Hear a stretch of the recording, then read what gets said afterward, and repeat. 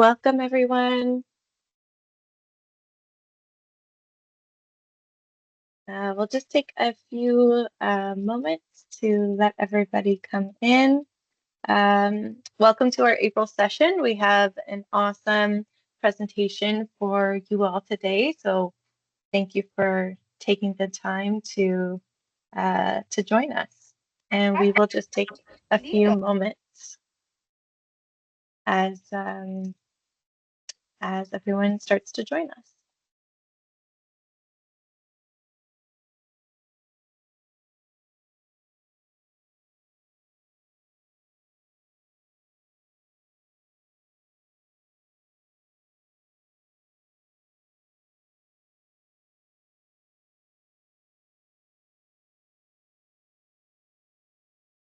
You might also see something new on your screen.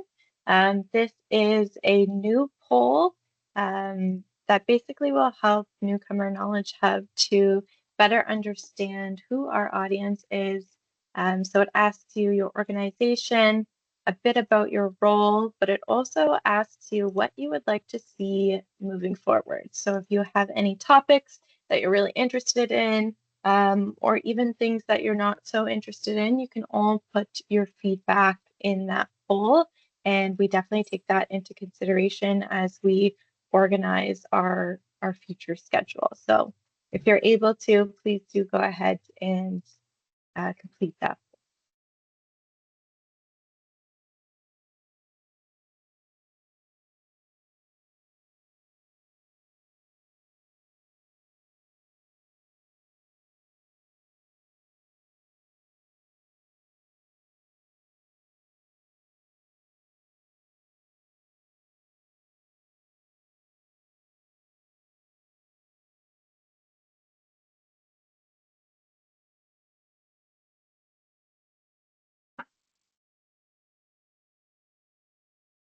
Welcome, Joy. Welcome, Samina. Jonas, welcome. Seeing some new names, some familiar names. Thank you. And I'm also aware that for most of us, it is over our lunch hour, so feel free to take a moment, grab your lunch, a hot beverage. We'll be starting in just a few moments, so take some time to get settled in before we start our amazing session today.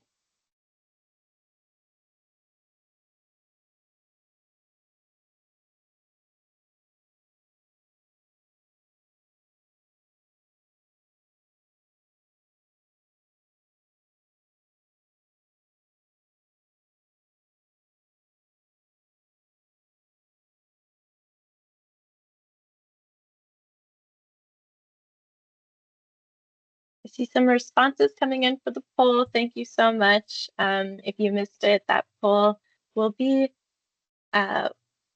basically giving us some data on who attends the session, what organizations you're tuning in from, if any, and then also what you're looking to see in the future. So if there's any topics that you would really like to see for our next few sessions this year, please do let us know. We'd love to hear from you.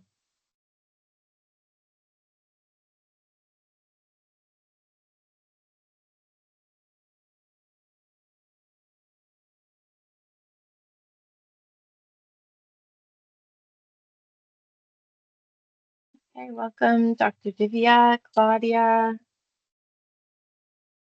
Hildy, welcome.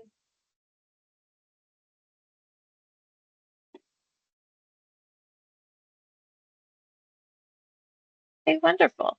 So to respect everyone's time, we'll go ahead and get started. First thing I want to mention is our recording is in progress, as you can see on your screen there.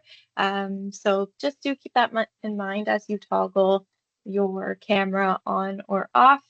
We do record all of our sessions just in case there is a schedule conflict and you can't attend a session that you really wanted to see. Please do know that we do have a YouTube channel and they're all available for your viewing at that podcast channel as well. My name is Lindsay. I am a research assistant with the Newcomer Knowledge Hub. I will be facilitating the webinar today. So welcome. We also have Nelly Alcaraz and Yasmin Khan joining us. And as the title shows, we'll be discussing Migrants for Sale, the Philippines Labor Export Policy. Just a little background on our wonderful presenters today. We have Nelly, who came from Canada, from the Philippines, under the Live-In Caregiver Program. She's a longtime organizer with Migrants Alberta, a board member of Action Dignity, and a member of the City of Calgary's Anti-Racism Action Committee. We also have Yasmin here today, who is a longtime organizer with Filipino migrants in Canada. She's also a member of Philippine Migrant Society of Canada and sits on the Country Coordinating Committee of International Migrants Alliance in Canada. So before we start today's sessions, though, I do have a couple items of housekeeping here for us.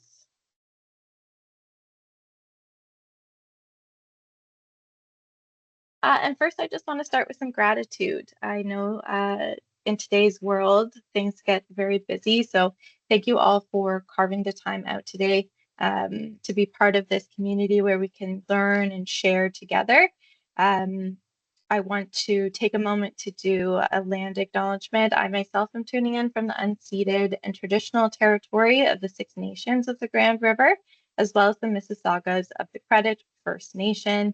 I do invite you today, if you're not hearing a land acknowledgement for your area that you live, work, or play in, please do go ahead and join the chat right where you're tuning in from today, or any other maybe sentiments that feel like a land acknowledgement. Please do that. For Immigrant Service Calgary, our head office is located on the traditional territories of the Blackfoot Confederacy and the peoples of the Treaty 7 region in southern Alberta, which includes the Siksika, the Piikani, the Kainai, the Tisuut'ina, and the Stoney Nakoda First Nations.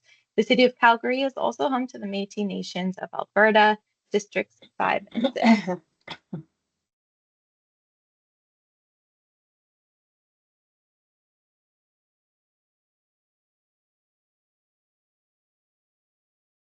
Okay, some housekeeping items. So if it is your first time on Microsoft Teams, or maybe you're new to our Lunch and Learns, we do ask to please mute yourself when you're not speaking, just to help reduce those background noises.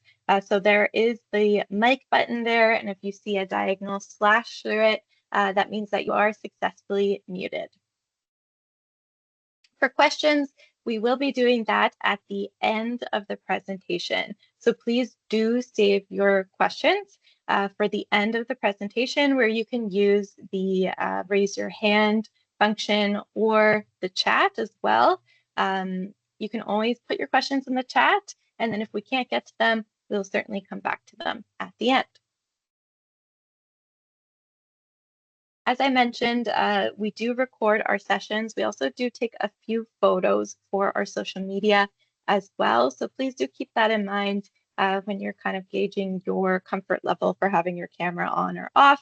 Even if you want to maybe turn on your camera for the question and answer period, it's always nice to see people's faces as we get your thoughts and comments on the presentation. And of course, we do have our registration page. So if you have any colleagues, friends, or peers that you think would benefit from coming to the Lunch and Learn sessions, feel free to share this QR code. I will also be putting the link in the chat once the presentation begins, so you can copy that. For our upcoming Lunch and Learns, our next Lunch and Learn will be Tuesday, May 27th. We'll be joined by Amir Jamal, Abdul Ashawa, and Sarah Abwali to explore what it means to be a young Muslim in Canada. So we hope to see you all there Tuesday, May 27th. If you haven't already, we also have our Newcomer Knowledge Hub newsletter. We only send this out quarterly, so I promise it will not overwhelm your inboxes, but it does keep you updated on any upcoming Lunch and Learn events. It also includes K-Hub news, so whether that's recent blogs or upcoming events that we're hosting, annual reports, and of course, any other resources or research that's pertaining to the settlement sector. So the last thing really before we get to hear from our wonderful presenters is our monthly poll. So as always, if there are 70% of us or more that would like a refresher on what is Gateway, what is K-Hub, I can do a quick overview of these initiatives for us. And with that, I'll just take a moment to launch that second poll here.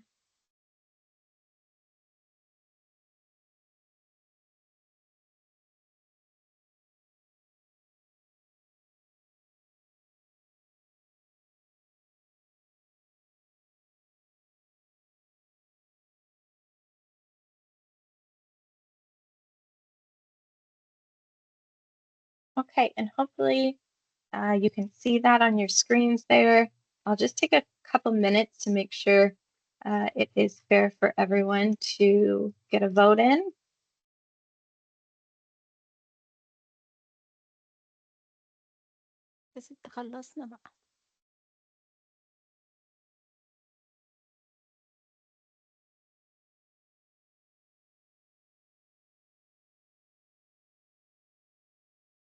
Okay, great. Perfect. So it looks like we're under 70 today, so I will go and skip ahead here.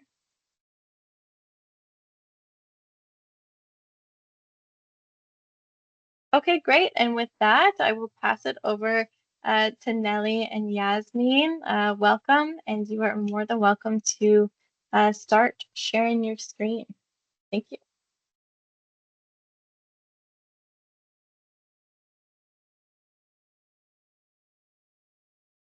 Fine. I'm a little bit under the weather, so I'm probably going to be coughing while I'm presenting, but try to suppress it so that you can understand what I'm saying. Um, yeah, so my name is Nelly, and with me is Yasmin. And yes, Hello. as Lindsay already mentioned, yes, um, we're from migrants organizations, I would say. And yeah, and that's why we are interested in migrant issues. For me, I came Philippines under the caregiver program. I'll be talking a little bit about the Philippines. And then yes, we'll start the presentation from the labor expert policy. So I'll be sharing my screen. Are you okay with that? Yes. Are you okay if I share my screen? Yeah, that works. Thanks.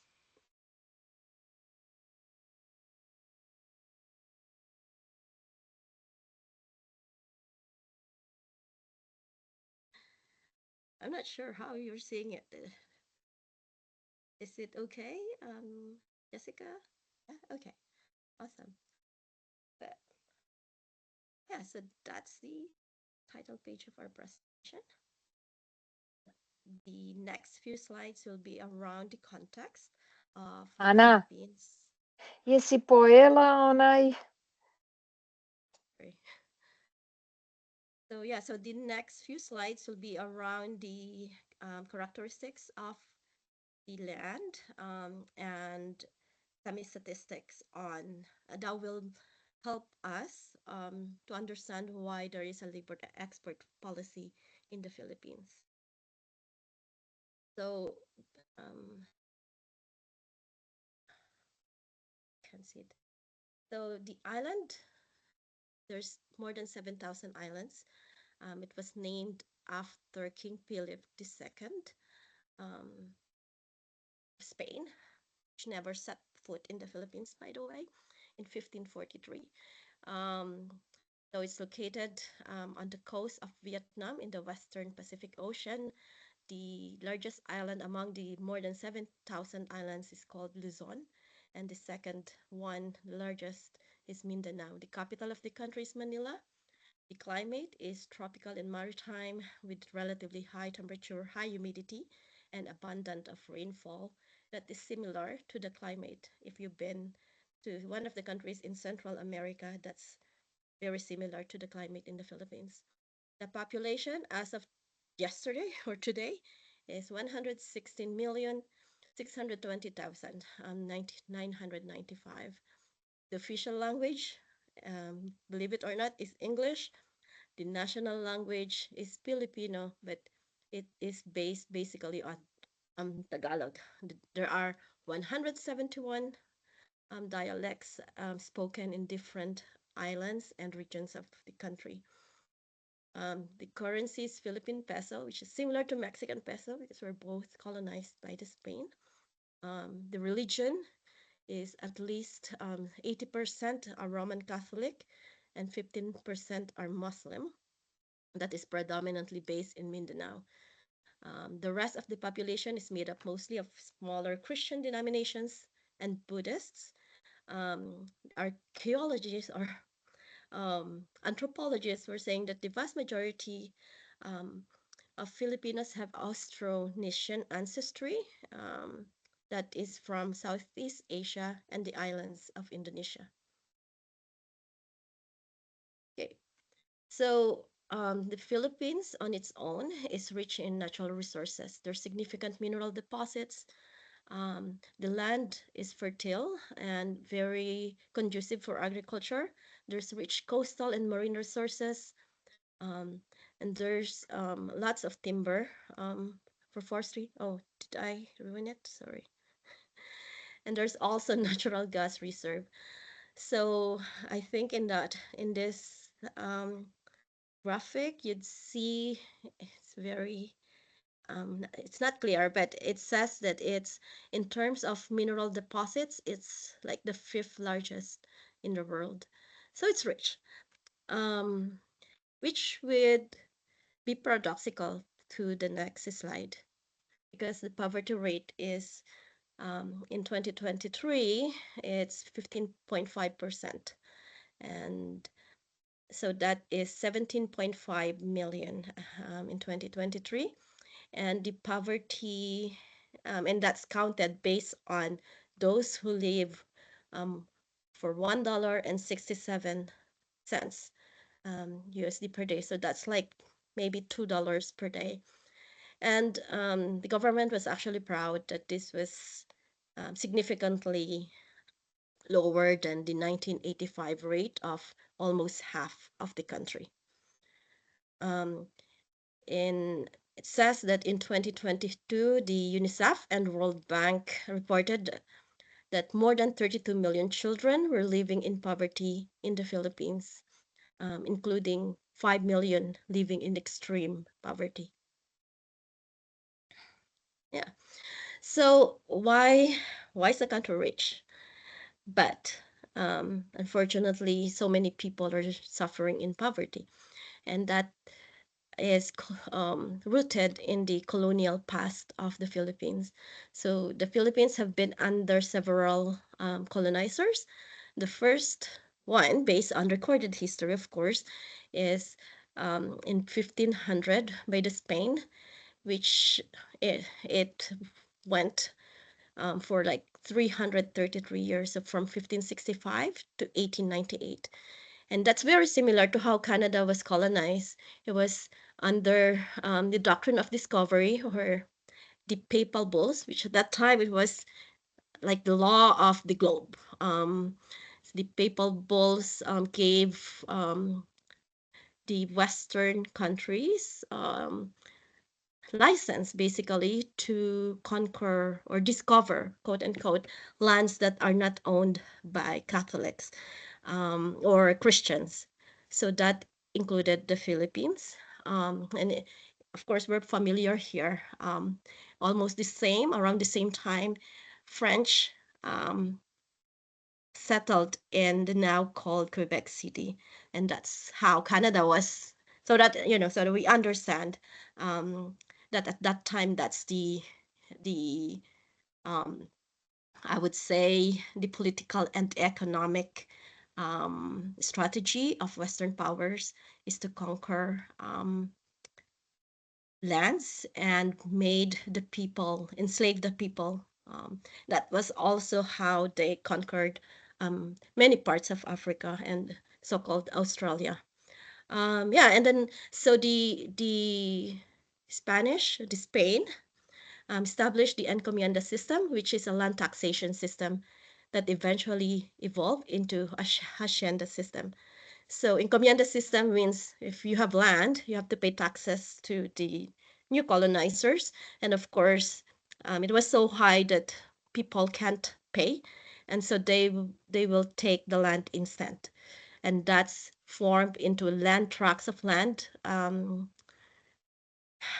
dispossessing or obtaining from the natives, right? And they call it the hacienda system. And they gave it to their own, to Spanish people that landed, and as well to the few elites that they favored. They also implemented the polo servicio, which means the forced and unpaid labor imposed on all native adults, with the exception of the Spanish people and the elites, or the favored ones. So after Spain, Americans, the U.S. as we know today came. 1898 until 1942 was the direct colonial rule. So that's when the United States ruled the Philippines directly. Like we had American rulers there that hold powers over all domains of living, politics, economic, and culture. And then it was disrupted when the Japanese forces came during the Second World War. And then when the Filipino people led, of course, led the revolution against the Japanese, the USA came back. And from then, 1946 till today, we've been under the indirect rule of the United States. So what are the impacts of colonization? Of course, as I've said, this resulted in many centuries of poverty that we still felt profoundly even today. Yeah, so over 15 million, over 1.5, no, 15 million, sorry, Filipinos live outside of the Philippines. And that's what we will discuss is, the labor export policy, a political system patterned from the US and mired by corruption and hierarchical structure or relationships. The preponderance of Christianity. The natives were, during the Spanish time, of course, and that was kept by the succeeding colonizers. The US military presence. The English is the country's official language. The domination of foreign-owned multinational corporations, and the prevalence of Western-oriented culture, such as mass media, educational materials, and institutions, among many others. Yeah. Oh, what? I'm already done. Yes. Yeah. We'll take questions maybe later if you have any questions, and then we'll share our contact information if you have questions but was not able to be answered today. Thank you. Thanks, Nelly. Okay, I'm gonna try to share. I'm having some issues with the Microsoft version on my desktop, so let me see. Do you want me to do it from my end? It's up to you. If you can, that'll be great. Then I don't. Yeah, for Yeah. sure. Okay. Just let me know if I need to move the slides for you. Yeah, so Nelly gave a good overview of like sort of the history of the Philippines and why in terms of resource issues and poverty and unemployment we are where we are at. So one of the key features in the history of the Philippines was the dictatorship of Marcos Sr. And his under his dictatorship, obviously the situation, the political economic situation of the Philippines was really was quite worse. There was rising unemployment, rising poverty, and rising foreign debt, and a lot of that foreign debt came because of the corruption of the regime in power. So in that situation, what do you do? And there's, there's a lot of on the ground organizing. People are not happy. People want to rise up and demand, better living conditions and better economic conditions. So in the 70s, they initiated a temporary measure to address the country's issues of employment and foreign debt. And it was supposed to be temporary, but 1970 to 2024, we're still here, and that program still exists. So that gives you an idea of how the economic system, both within the Philippines and the global economic system, perpetuates that commodification of Filipinos or any commodification of labor from any of the countries in the South. So just to give you some numbers, in 2023, there were 2.16 million overseas Filipino workers, which were sending about 239 billion in remittances, or 8.4% of GDP, to the Philippines. And in 2017, it ranked as first with 1.2 billion sent in remittances just from Canada, followed by India. So again, like, the program was put in practice to alleviate unemployment and economic hardship and debt. Given the amount, billions going back, and it hasn't happened in 3 decades that any of those issues have been resolved. Unemployment is still high, poverty is still high, and foreign debt keeps increasing. So so a question for ourselves is, what are the systemic structures that are continuing this this kind of commodification of labor on a global scale? Do you want to go to the next, Nelly? So the development of labor export program specifically in the Philippines, so it came by the imposition of the International Monetary Fund and the World Bank. As part of if you remember back in the 70s and 80s, the structural adjustment programs were the ones that were being pushed a lot on the countries of the South by IMF and the World Bank, and this was one of the programs in the Philippines. So they started with the revision of the labor code as to how do you define your labor in the Philippines, and then that opened up the ability to export Filipino workers as labor abroad. And of course, since then, it has become more institutionalized. There are different kind of associations that have been created, which are supposedly to support the overseas Filipino workers in whichever country they're working, right? With the help of the embassies and the consulates there. But as you will see in practice, and you may have heard, that really is not happening. And a lot of time, folks end up in a situation of labor rights abuse, sometimes even landing in countries and there are no jobs. And then, there are issues of workers getting sick, or like facing death and repatriations and all that. Like, it's a battle. It's not a smooth a service from the government and consulate, even though they have created all these institutions, and even though the migrant workers are paying dues and fees and whatnot to ensure that their medical health, whatnot, overseas is protected. So in the next slide, wanted to highlight the amount. So it's basically a business, right? Like when we say we have commodified labor, it's a business. Somebody's making a profit. So if you say in the next slide, this is just the amount of money that the migrant workers have to pay before they even leave the country. So there's signatures, passport, different institution fees, and this is all going to the government, PhilHealth, and so it's Yasmin, $731. Sorry. I just want to, sorry, I just want to jump in. We're just seeing the title of the slide here. Okay. Sure if there's another. There we go. Perfect. Thank Okay. you. Perfect. There we go. So if you can see now the table in terms of the breakdown of the amounts. Yeah. Okay.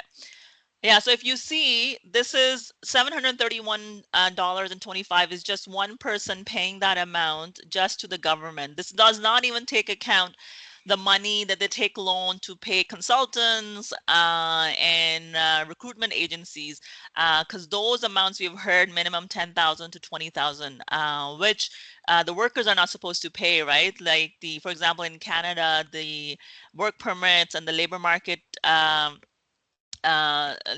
paperwork and all that is supposed to be done by the employer, and the workers are not supposed to pay any of that. So, so that's another thing that they take loan on and pay from their pocket.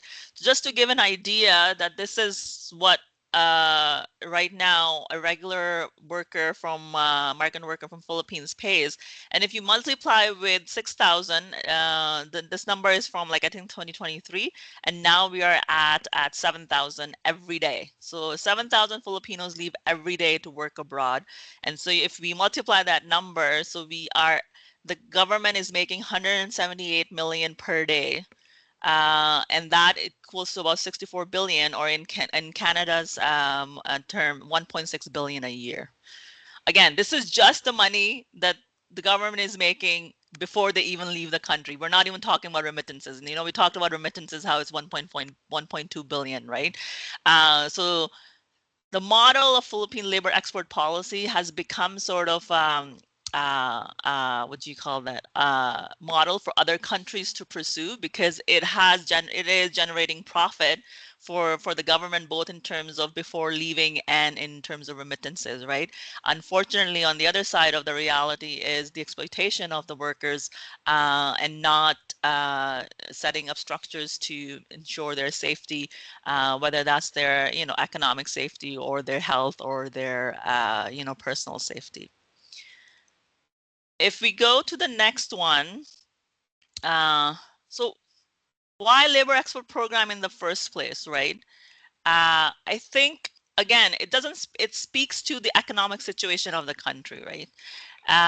There are key issues in terms of a weak economic and political development. It has been no land reform. There is no sort of industrial base. And then there's a dependence on foreign imports and technology. And there is no self-reliant economic base, right? And it hasn't been since the 60s or the 70s. So as long as there is no jobs in the country and no jobs are created, the best option is then go to work abroad. And sort of the government has facilitated that exploitation instead of addressing the issues of, okay, building economic base, building political and social base in the Philippines. But as we will see, when we see the other end, sort of people coming abroad to other countries, it hasn't been a sustainable model, right? Again, 1970 to 2024, generation after generation, people are still going of the same family, right? A mother would have worked like 25, 35 years. They will come back. They will maybe start a small convenience store, but then their kids, for whom they worked abroad to pay, for their schools and their education and whatnot, will be in the same situation and not able to work in the Philippines, but look a job abroad. So generation after generation, the cycle continues. So obviously, this is not such programs are not affixed for the economic situation of the country or the economic situation of its people. So let's move into now Filipinos in Canada. So sort of the trend of migration in of the Filipinos in Canada before 1970s, there was an influx of Filipinos, and mostly a small number, but mostly professionals.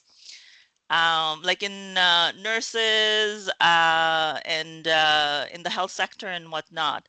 And then in the 1970s, from then on, we have seen a shift of the migrant Filipino population coming to Canada being pushed towards low-paid, precarious, temporary jobs.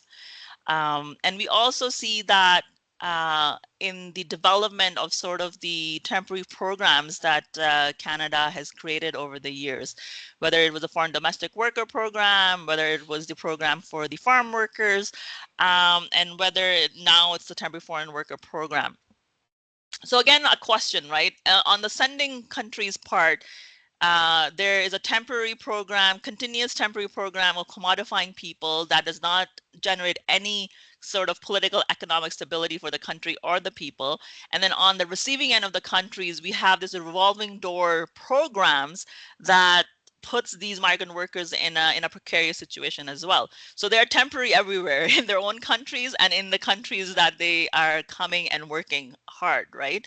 So the question is, if the reality of Canada is that there is a need for labor, then why temporary?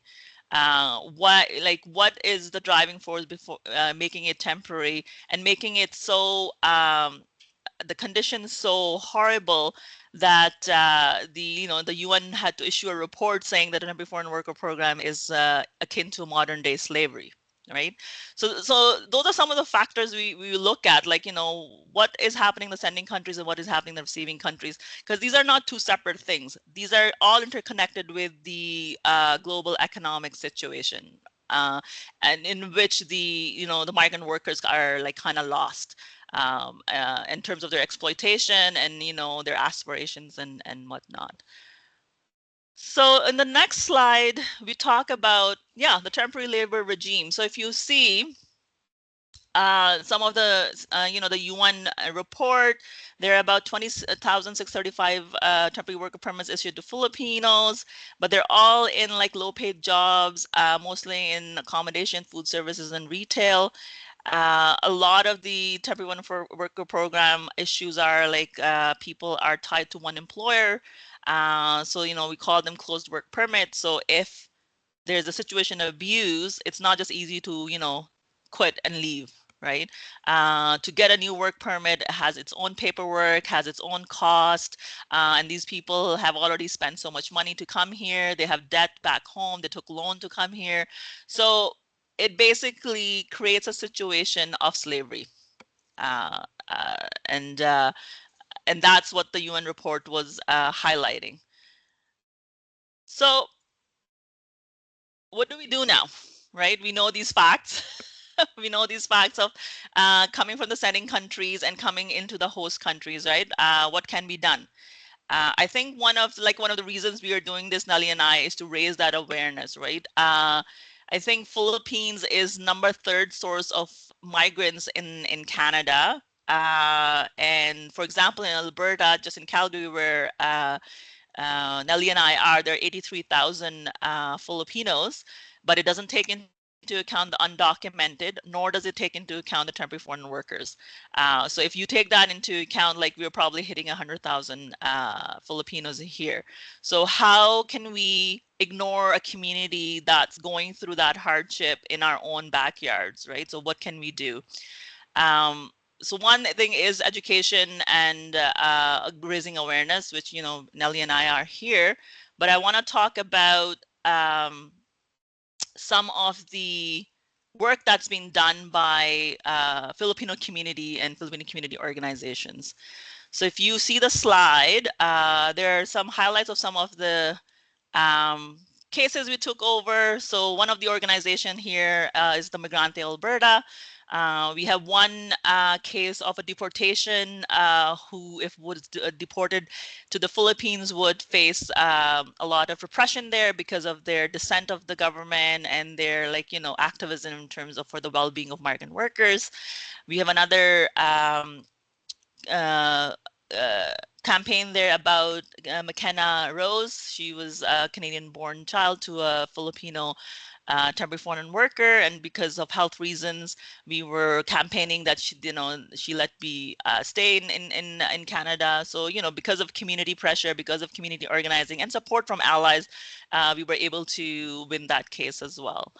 Then another thing that we have been working on is health for all, because a lot of undocumented migrants fall through the crack in terms of access to health and whatnot. So we've been working with like doctors and other health practitioners and whatnot, how to address that gap. But we also want to do a provincial and national campaign on how we can address that gap. Like everybody should have a basic right to health. We just had an anecdotal case in Edmonton where an undocumented mother was had some complications in terms of giving birth, went to the hospital and was turned away. So those are some of the issues and campaigns that we are working on. I think the next slide are some pictures of some of the on-the-ground work going on with the migrant workers.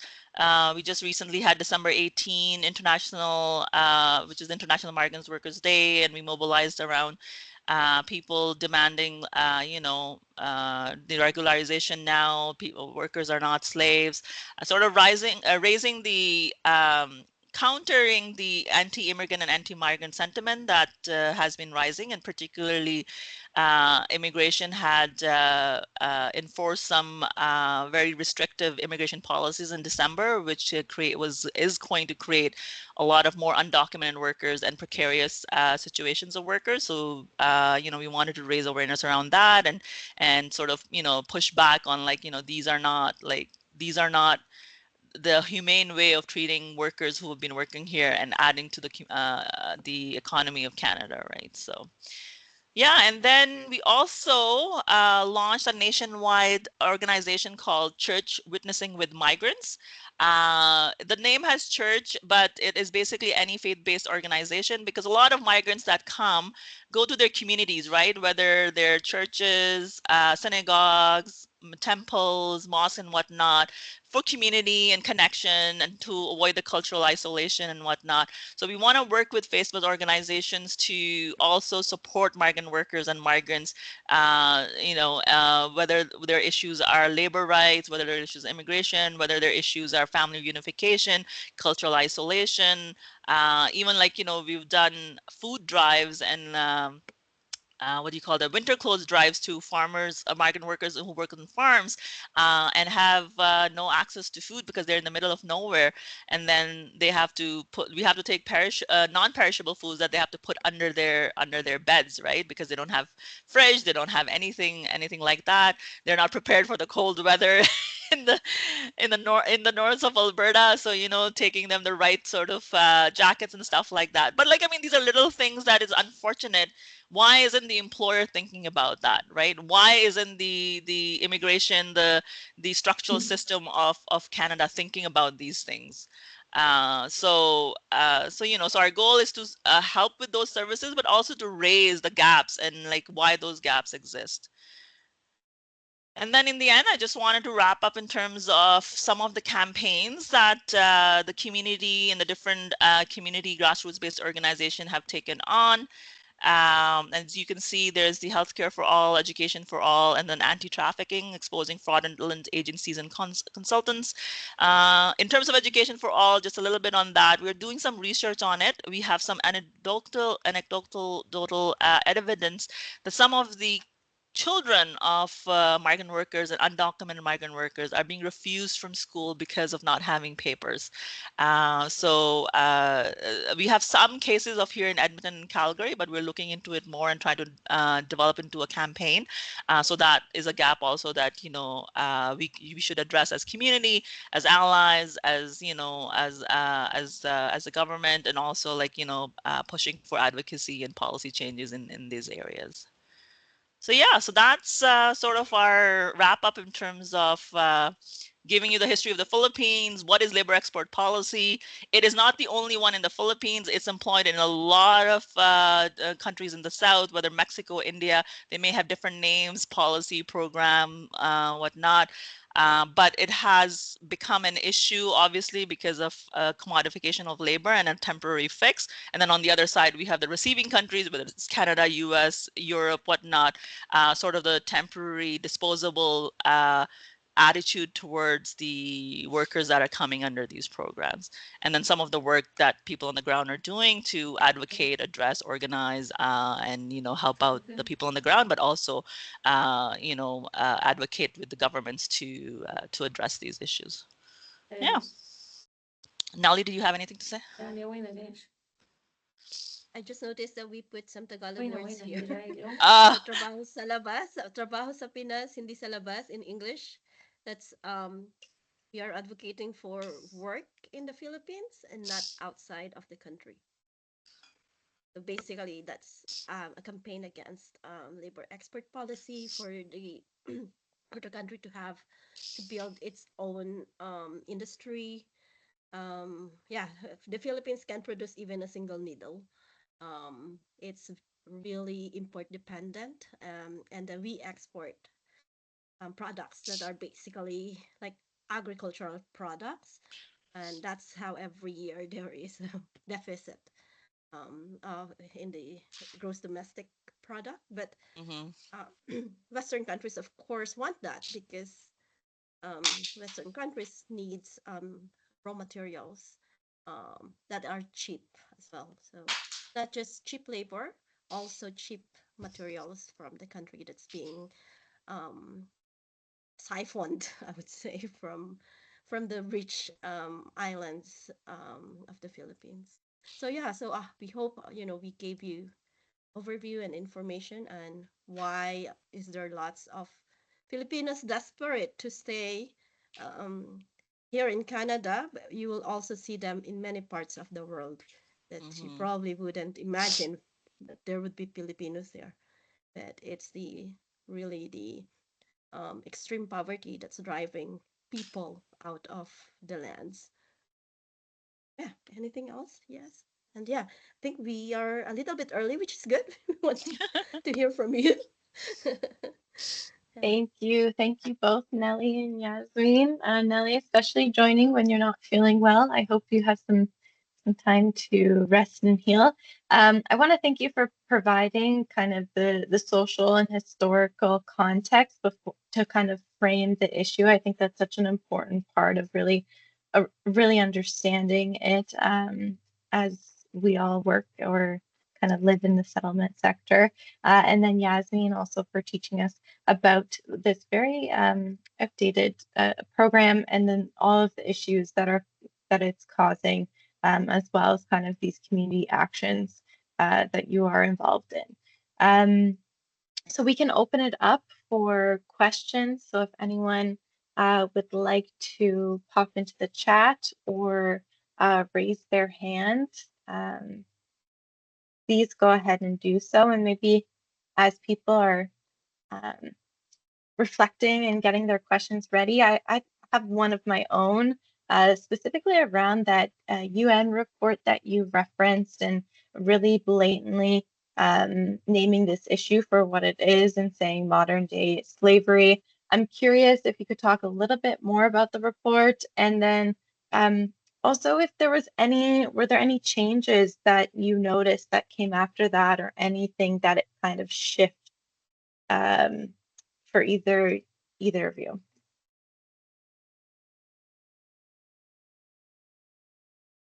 Yeah, I think in terms of the report, yeah, it's we are trying to get a full copy of it. So it was more of a like assessment of the temporary foreign worker program, right? Because a lot of the countries in the north are trying to make that as a model for their issue of labor shortages, and then the UN report assessed based on the conditions that they heard from the unions and the organizing, community organizers, grassroots, and whatnot, and understood that the way for example, the tying of the work permit itself is very problematic, especially when there's abuse and whatnot. So that's that needs to be addressed. The fact that the dissonance between the provincial, which has the labor jurisdiction, and federal, which has the immigration jurisdiction, is also a problem because a lot of people fall through the cracks. They will have the provincial documents, but then they won't have the federal one, and one has to wait for the other one. And it's not always clear like which comes first and whatnot. So there's a lot of that, and also we have to realize if like, most of them coming don't know how the jurisdictions and the and the programs work and whatnot. So there's also uh, opportunity abuse there, where like some consultants like, yeah, we'll get you this work permit, we'll get you this labor market agreement, and you just have to pay 5,000, which they don't have to pay. It's the employer should be paying. So there are things like that that they have pointed out, and there's some recommendations. In terms of response, the Minister of Immigration's response was, they said that it was too harsh of a report. They didn't agree fully with what was said, and they said they're trying to, like, they're trying to make some differences and whatnot. And we haven't seen any differences. In fact, it's the quite opposite. As I don't know if you guys remember, in the end of 2024, 4.9 million visas were being canceled. The IRCC, which is the Immigration Department, like almost a third or half of its workforce is being let go. There has been a rise of anti-immigrant sentiment in the terms of, like, all the housing crisis, the cost of living crisis because of migrants and migrants workers. So, we don't need them. They're taking our jobs, that kind of stuff. So yeah, even though the report came out, like, it hasn't, don't think it has been promoted as much. And I think that's one of our goals to do. One of the things with with the International Migrants Alliance is we are hoping to do a migrants tribunal by the end of this year, that kind of uses that report and puts the Canadian government on trial on their treatment of migrant workers, particularly given the report that came out, and sort of coming out, like, some recommendations and policy stuff and whatnot of how things can be improved. So the goal is mostly learning and listening from the migrants on the ground. So I've Wonderful. shared, Thank you. sorry, Oh, sorry. Go ahead, Nelly. I've shared some links in the chat, Mm-hmm. covering the report. The report was released, I think, last year, but the Yeah. UN special rapporteur was here in summer of 2023. Mm-hmm. And yeah, so the formal write-up that he submitted to UN was done just last year, just a Mm-hmm. few months ago, I would say. Wonderful. Thank you both. We do have a question from Sislali. If you want to go ahead, please. Yes, can you guys hear me? Is it okay? I'm not sure if you Yes. can hear me. Okay, Yes, we can sorry hear about you. that. Yeah. Thank you. Um, Thank you for the presentation. I appreciate the bluntness and the openness of the issue at hand. And um, I am very interested in reading the report. I am sort of privy to the Mexican farmers seasonal workers program, and I understand the views, and it's both governments at guild. It's both governments at fault. Mexican and Canadian governments are some starting culprits to perpetuate the abuse.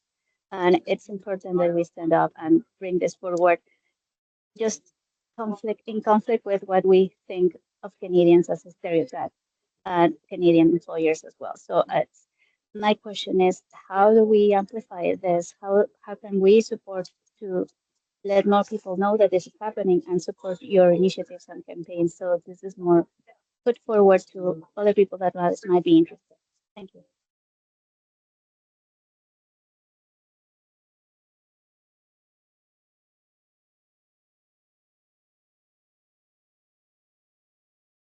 Nelly, you want to say how they can support? I think we've shared a lot of campaigns, but yeah, we want you to join Migrante, join International Migrants Alliance, right? Yeah. I think one of the things I didn't put in the slide we didn't put is sort of our contact info so people can get in touch. So maybe we can put that in the chat, like our personal and also the different organizations info. That would be good. So then, reach out to us, because definitely the International Migrants Alliance is a broad alliance, right? It's all the different migrants, and it's a global alliance. So all the different migrants from different communities, and we want to work with them together, because in Canada, for example, in Alberta, like there's the Filipino community, there's the Indian community, there's a Latin American community that a lot of migrant workers are coming from them. And then it's the same issues across the board, right? From the sending countries and from the receiving countries. So I think it's an opportunity for us to work together. So I'll put my email there. And, if any opportunities, and EMA is not only in Alberta, it's across Canada. We are trying to strengthen it in the Western Canada, especially like the hub of migrant workers is in the West, and like the BC, Alberta, and Ontario. And we have good grounding in Ontario, but we realize that there's sort of a gap in the Western provinces, and we're trying to address that. So I'll put my email in the chat as well. So I've already please. put it. Yes. Oh, okay. Well, it's double now. So do get in touch with us for sure. I mean, the more help we have, the more collective action we have, I think the more our voices will have power, right? For the powers to be to listen. Wonderful. Okay, and we have a question from Dr. Divya. Go ahead. Thank you, Lindsay, and thank you, Nelly and Yasmin, for this wonderful presentation. I have just question. This is just probably the out of the context of this presentation, but in terms of the health indicators, what are the main health indicators if you have ever come across of these migrant Philippine families in Canada? Maybe it would be underfam mortality rate or infant rate or maternal mortality. Anything that you had come across? I would just because health is a state subject. I think it will be a good to raise the concerns taking health as a main concern for the policy advocation advocating for the policies and all. Mm-hmm. Oh, where did? Just trying to look at my other slide that had some of the. So one of the things that we are noticing is the mental health of migrant workers and their families. Mm-hmm. So one is isolation in terms of cultural isolation, distance isolations. The other is the separation from family. And by the time the family reunification happens, 10, 15, 20 years have passed. And when you do unite, then it brings its own issues. So there's intergenerational conflict, there's domestic violence, so those kind of issues. And as we know, mental health is something we are, even in our society, we're learning, we're learning about it, and it's become something that, we are understanding. So coming from the perspective of a migrant worker who, new to environment, cold, separate from family, mothers who have left their 2-year-old children, newborn 6-month babies, whatnot. So that's a big factor for sure. And that also then the well-being of the youth as well, their integration into school, their isolation, the issues of racism, the disconnection with their parents. So those are some of the issues too. So I think one of the indicators that we are really seeing and trying to understand is the sort of the mental health concerns, which then manifests Good. in the sort of the physical, right? The Mm-hmm. stress, the fatigue, the lack of concentration, heart disease, all that kind of stuff. So we see that impact in the physical as well. Mm-hmm. Got it. Yeah, Thank you I so much. agree. And I would also touch on how mental health is also a social issue. So it's, because we have a tendency now to medicalize mental health. So the solution is, okay, you attend counseling, which is Hmm. okay. I'm not saying you shouldn't, but mental health is also related to your housing issues, the Your income job of your precarity, family, yeah, yeah. your job, yeah, your job security and the situation at your workplace. Um, those are all contributing not only to the mental health but to the physical health. And I think there's lots of studies around the health of precarious workers in Canada and how they come here very healthy. So I myself went through the temporary foreign worker program and there was rigorous medical examination. So Canada wanted to make sure that I am healthy before I can even get a visa to come here. But then Canada is also willing or more than happy to deport me if I get sick. So what I'm telling people was, our cell phone has more rights than precarious workers in Canada, because if you're using your cell phone for how many long years, you can't return it, right? If it becomes broken. Well, migrant workers, they come here very healthy, and then they are abused, exploited, not provided by basic means to live with dignity, get sick, and the moment they get sick, Canada is willing to return them to the manufacturers. So that's why, you know the U and it's also covered in the UN report, um, how the health of migrant workers um, is deteriorated significantly because of the severe restriction um, imposed on them. So that's also one of the recommendations of the UN rapporteurs for migrant workers, to not only permanent residency upon arrival, but to be covered by all the healthcare um, benefits and services upon arrival. Thank you. And I Thank you would very much. also say, and this is a very touchy issue right now, what happened in Vancouver, right? Um, that because we kind of, the media all will just cover that it's a mental health issue. It's more than that. It's a social issue and it has to be addressed. The housing situation in Vancouver, um, I wouldn't say of here in Calgary is also an issue, right? Many parts of Canada, and that is significantly contributing um, to the physical and mental. So it's not just mental, but physical health of the people. And thus, that happened. That very tragic and unfortunate incident happened. Yeah, and yeah, if you have time, Wednesday, tomorrow, right? There is a vigil, and there might be um, other events that we would be planning to hold, um, to honor the victims and to discuss how to prevent this from happening in the future. Yeah.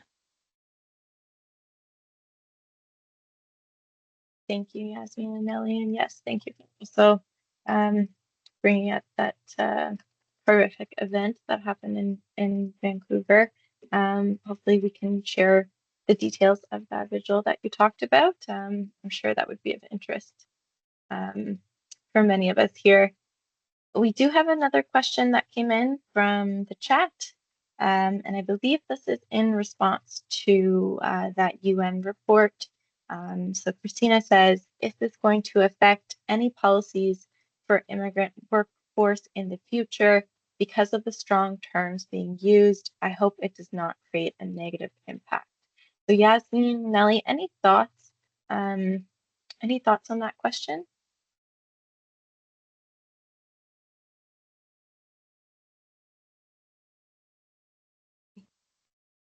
Is to affect any policies for immigrant workforce? Do you want to answer that? Yes. I mean, like, it depends, right? The thing is, we have to call the spade a spade, right? It is, and again, it is, maybe it's a shocking word to use, it's akin to modern day slavery, but the people who are living that life, it is horrendous. I, it's we just had a case where in a meat plant, the worker got hurt there, had to go to the hospital, and then was released, but couldn't still work because one of their leg or arm was, still in plaster. And they asked for the doctor to get uh, a doctor's note that they can't work, and was refused. And then they went to the local union head, and they said, no, you have to go back to work. And this is because they all know each other, in that small town, people know each other and whatnot, and they didn't want to create the situation. So then the worker didn't have any option but to go back where he came from because he can't work, and then he doesn't have health coverage and all that. So this is the reality we are working with, right? So and this is the reality that we need to expose, that the program, whether it's the labor export program from the sending countries or temporary foreign worker programs in the receiving countries, there's fundamentally something wrong in those programs that treat humans as disposable commodities, right? So if we want to ask for change, then we have to be honest about what the issues are as well. Um, and also go beyond in terms of just speaking about profits, right? So yes, there will be some, like, some people will I mean, the minister initially to the report didn't have a had a defensive response, but it speaks to the reality, and I think we need to expose that. We are not trying to, like, I think the goal is not to, alienate people, but is to truly expose the truth and try to build as much alliances and support from the communities, the different migrant workers communities, but also from, people like us who are already citizens and are working on these things and are wanting to learn and whatnot, to be aware of that, and also, promote that okay, this is happening in our country. uh, how do we address this? Yeah, I agree. And I would also add, when I was a living caregiver, I wasn't allowed to go out for 2 years, because that's the requirement of the program. So, you know, how do you call that? I would like to call it some other terms, but it has to be called slavery, right? So yeah, it's strong because that's how the program was set up. And that is happening. So if we wish it's happening otherwise, like people are being respected, workers are getting, um, you know, the salary that is livable, and a good environment at work. But the program was designed to abuse workers. And if there is a negative impact, the live-in caregiver program was modified, 2014, and then this year, actually March 31st, there was a new pathway that gave, caregivers. So it's no longer called live-in caregiver because the live-in component is optional. So it's a caregiver program. And 2 years ago, I think, caregivers were allowed to bring their family, which weren't for many decades, and that's because of advocacy. And then very recently, as I said, March 31, 2025, they created a pathway of permanent residency upon arrival. So if you, I don't know, like, we can't have, those changes unless we name we name it. We tell them that this is unfair, it's injustice, and it should be changed. And yeah, what's the negative impact? The negative impact is they will remove the program. And I don't know, if that's a negative or positive. It depends, right, on who's looking at it. If they remove the program, then people will arrive with permanent residency. The negative side, I would say, is, of course, businesses won't like it because they're probably gonna have to pay more for workers. So, like, it's whoever is viewing, the issue would define what is negative, what is positive. And of course, employers would like to, exploit workers as much as they can. The minimum wage was set up not because it was the livable wage, it is the amount that they can get away according to law, right? So we want more than that. We want more than minimum wage. But even minimum wage, employers are not paying, TFWs, typically, the minimum wage. And until I think it was very recent when they changed it. The TFW program actually allows employers to pay workers 30% below the minimum wage.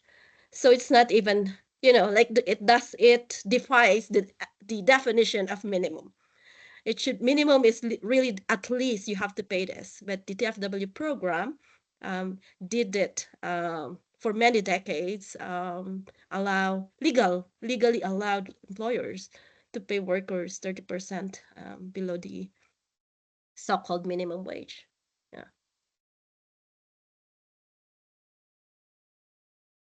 Thank you both. Yeah, and I think that goes to a larger conversation around sanitization of language, and how when we stop doing that, that is a good place to really start calling out some of these truths. We have a second question that came into the chat.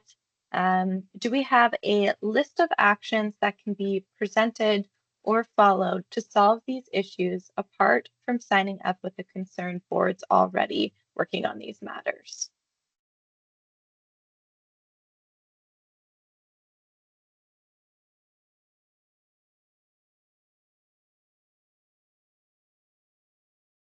So it's it's not a hard, there's no fast answers. We used to have a lot of, like during the COVID time, we have the healthcare for all campaign. It's still a campaign, but it you typically can sign online. I don't think they can still, um, but it's still something that is ongoing.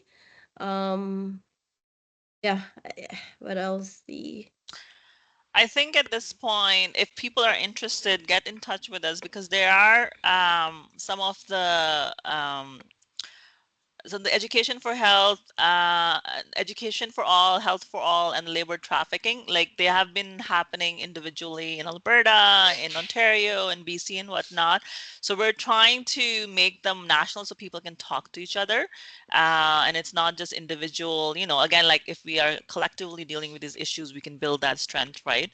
And we're hoping the International Migrants Alliance is hoping to come out with papers on these issues to guide, like, what are the issues? Why are we doing this? What are different things people can do? Like, from advocacy work to organizing to whatnot, right? I think if people here are really interested, particularly in the Migrants Tribunal, which we're hoping to hold end of December in Toronto, we can keep people updated on that as well. I think that will play a key role in terms of creating a narrative that can be used for public education, but also for advocacy work. So for now, I think that's where we can go from. And then again, like, once we have the papers and sort of clear options for people how they can support, we can also share that here as well, like with the hub.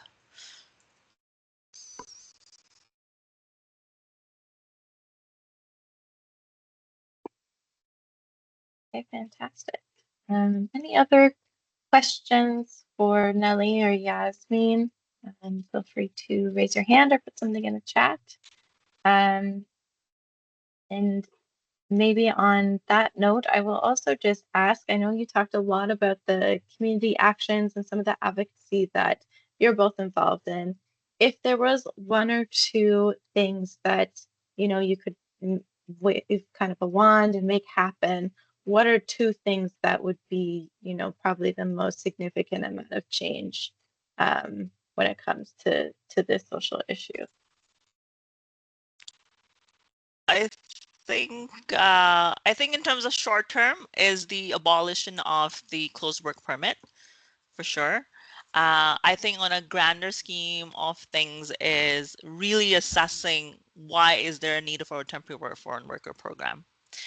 If in the 1950s and 60s people could come and work as they came, why do we need a country like Canada? Why is there a need for a temporary foreign worker program? If there are jobs and there's need for those jobs and whatnot, why can't they treated be just like any other human with good jobs, good benefits, and all that? So from the Canadians' perspective, right? And then from the perspective of the sending countries, obviously we want the same for the labor export policy. Like, why does that exist? What is the core issue that needs to be addressed in order to stop sending people as commodities for decades and decades?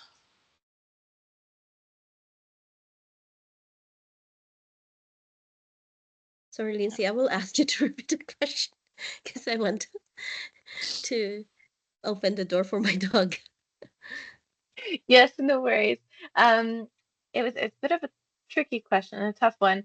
But if you could, wave a magic wand and change two things, what would be the two things that you could see having the most impact in this social issue?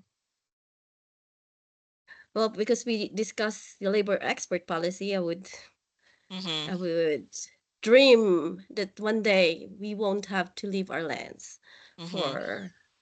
for a dignified living. So that means no colonization of other lands, no slavery, no to extraction of resources. Um, yeah, no, and extraction, you can extract, but you have to replace it, right? Like land is not just a lot of, it's not just a dead body there. It's where Mm-hmm. people live, it's where people build their communities, right? And in the Western context, that's how it is. It's like, it's a capital that you can just um amass.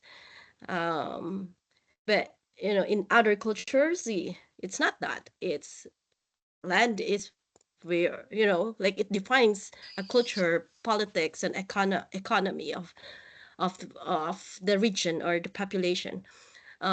So yeah, so that's my first wish. Will it happen in my lifetime? I don't know, right? But at least I've done my best um, Yeah. for the short time that I have here. Um, so that's one, which is a big one. um, the second one uh, is for us, especially here in Canada, is to have an understanding of um, I'm not sure if this is even possible, of how we impact other countries, like the how we use the resources of other countries while we're here, right? And how we exploit, like why do we need why do we need precarious people to come and do things for us? And so if it's and I think it's because we want to pay less for people to plant our food or clean our establishment. So if we could have a common understanding that labor is a wealth that we should all, um, treasure, and Mm-hmm. we need we need to have a system that doesn't just rely on, uh, like free healthcare, free education. Imagine if your house is free, you don't have to pay for electricity, then nobody would have to. And it's just we have to work because that's what the society needs. I think that will be that's my dream. It's not to sell. Nobody should sell labor just to pay rent or electricity, or just to live. Um, because we should be contributing to the society, and those basic things should be provided. Um, I don't think there is a. I think it's a misconception that there is a scarcity. Um, but if the billionaires, if we take all the, if we um dethrone people or that have amassed so much wealth in this lifetime, I think we'd Oh, have it's enough for finished? everyone. Yeah, it's Um, this. so My sorry. Yeah, so I think I'm rambling and ranting, but yeah, that's my two biggest and maybe wildest dreams.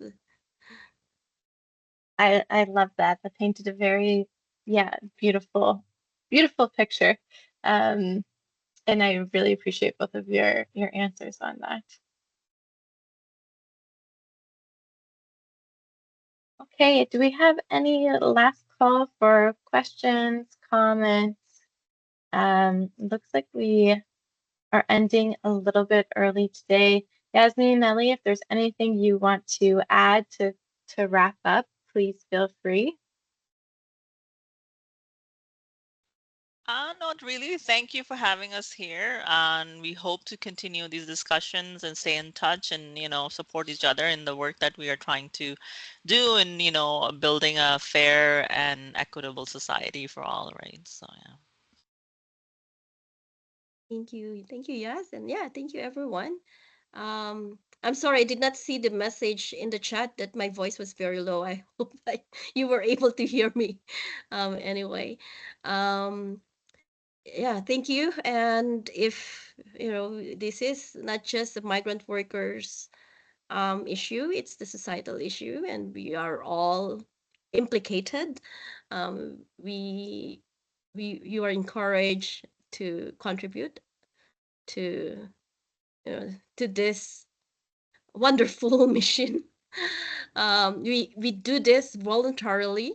Yes, and um, we we don't have paid staff or funding from big agencies, but we believe in the cause, so that's why we do this. And so we ask you to get in touch, be involved, um, ask others as well, and share your learning to others who might learn as well and who probably have no or limited um, knowledge of the issues that we've discussed today. Yeah, our contact info are in the chat, so please feel free to um, message us, and we can also ask Lindsay if you would like to share them with you if that is something that you'd like to do. Thank you. Yes, thank you, Nellie, and thank you, Yasmin, for coming and sharing your knowledge, your insights. Such an informative presentation. So thank you so much for taking the time to be here. Um, and wonderful. We will end on that note. And if anyone has trouble getting that contact information, please do just send me an email, and I will forward you Nellie and Yasmin's contact information. Thank you, everybody. Thank you, everyone. Take care. Bye.